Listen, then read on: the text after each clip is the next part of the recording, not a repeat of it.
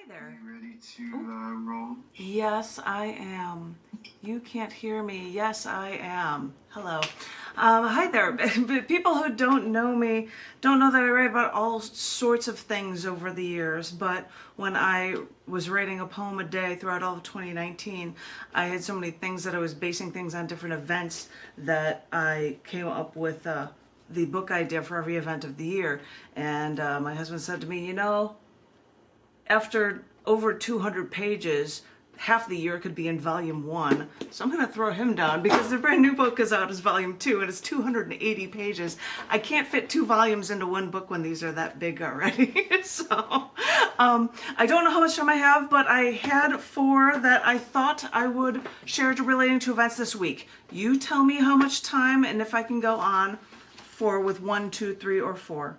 But this first one is actually for today. Today is actually the event that's called Someday. Look it up in a calendar. Someday. That's a thing. So I wrote about that, the idea for an event for someday. And this is called Quignogs. Make someday today. Someday I'll walk in a rainforest. Someday I'll swim with sharks. Someday I'll jump out of an airplane. Wait a minute. Someday I'll fly an airplane. I'll be at the controls guiding my flight through the sky. Someday I'll be on the radio. Wait a minute. Someday I'll be on TV. Someday I'll trek the globe. Someday I'll retrace Darwin's steps. Someday I'll drink German beer in München's Quafftide Oktoberfest. Someday I'll run with the bulls, scared out of my life, but I'll do it. Someday I'll skip Christmas Island and go to Easter Island to Cold Chill with all those giant Rapa Nui statues. Someday I'll finally get to Tibet. I won't know the language, but it won't matter. I'll just spend weeks there to sit, meditate. Maybe I could finally, for once, feel at peace. We all keep talking about bucket lists, and we all keep saying, someday, wishfully never acting on our dreams. Of course, it's nice to dream, but your pipe dreams are not Quignogs, and every once in a while, you need to make someday today. Poem for the today for that one for you guys. This is the challenge of trying to come up with themes for different things because that is a theme for today, but tomorrow, the 16th of September, is actually the death date of the British U.S. poet Anne Bradstreet from the 1600s. So this was written in honor of that. This is called Keep Looking for Hope. When you are uprooted from everything you know, sent to live in the opposite of everything you know, times may seem too tumultuous, too taxing to take. For what I would always do, no matter my workload, was allow me this time, this space, to write, to reflect. My writing was published more where I once lived. Let me have that in my new home too. Please, let me tackle the challenges of my faith as I tackle my struggles with the sufferings of life. And let me do this with my pen. I now travel to stay with my husband, for if ever 2 were 1, then surely we. I am blessed when we are together and when he supports me beyond my just taking care of our home, but also by him supporting my writing.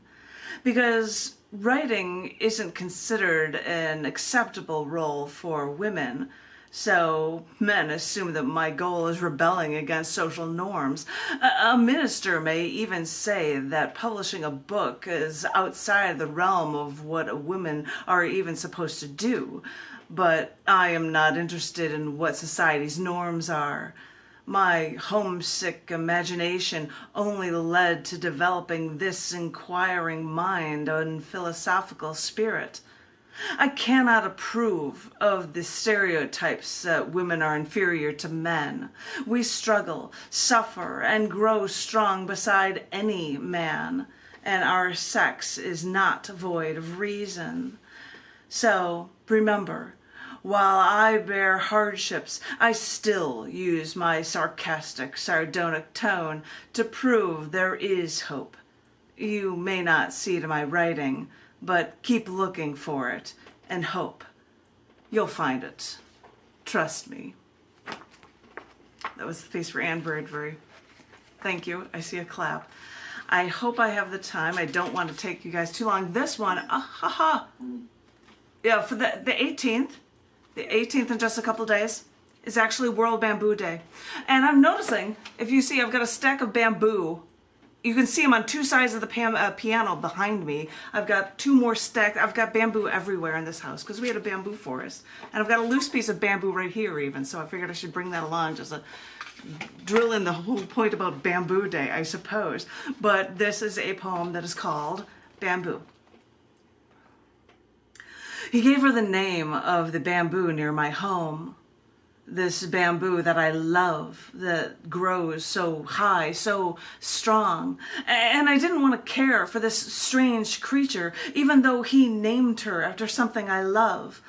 But more than that, he gave her a name, and he made her more real than these bamboo trees that make me look for her. And so I want to find her and give her food, water, though I have to learn that before she will accept anything from me, she would have to first come to me, feel my hand along her, giving her love before she'd ever think of food. And he thought, maybe we should take her in, give her a home. And I thought, I know I love all, but I don't know if I can do this.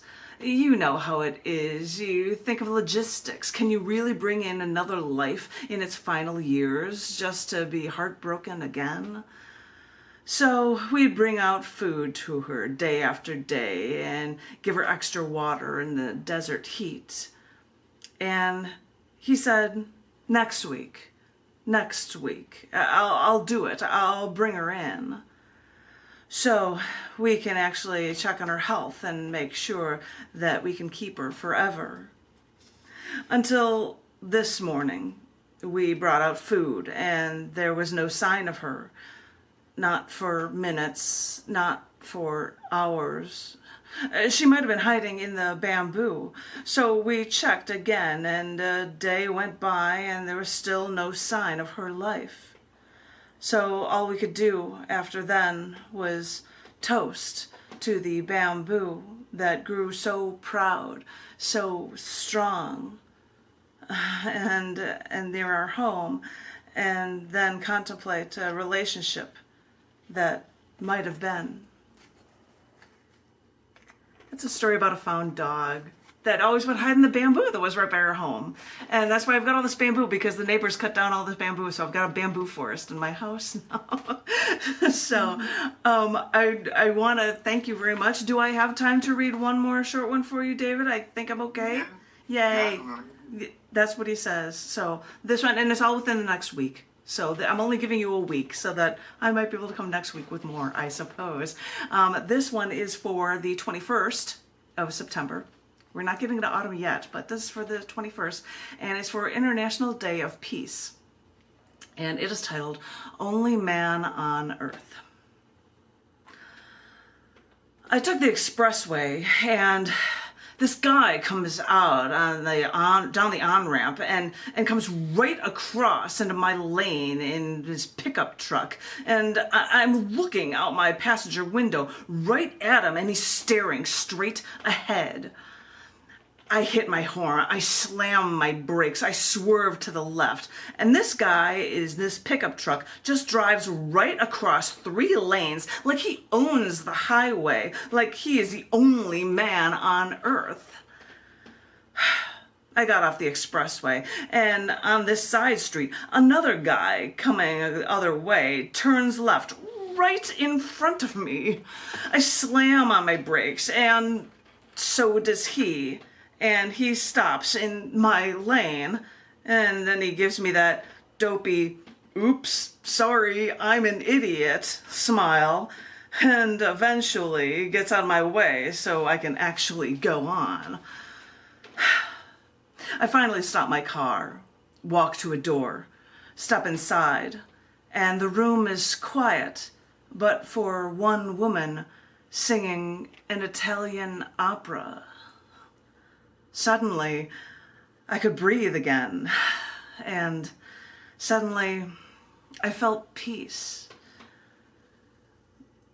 After this woman finished singing, I thanked her. I asked her what she was singing. She told me she had no idea. Well, okay, either way, I thanked her again, turned away, and started to hum, because it is possible to feel peace on this one day.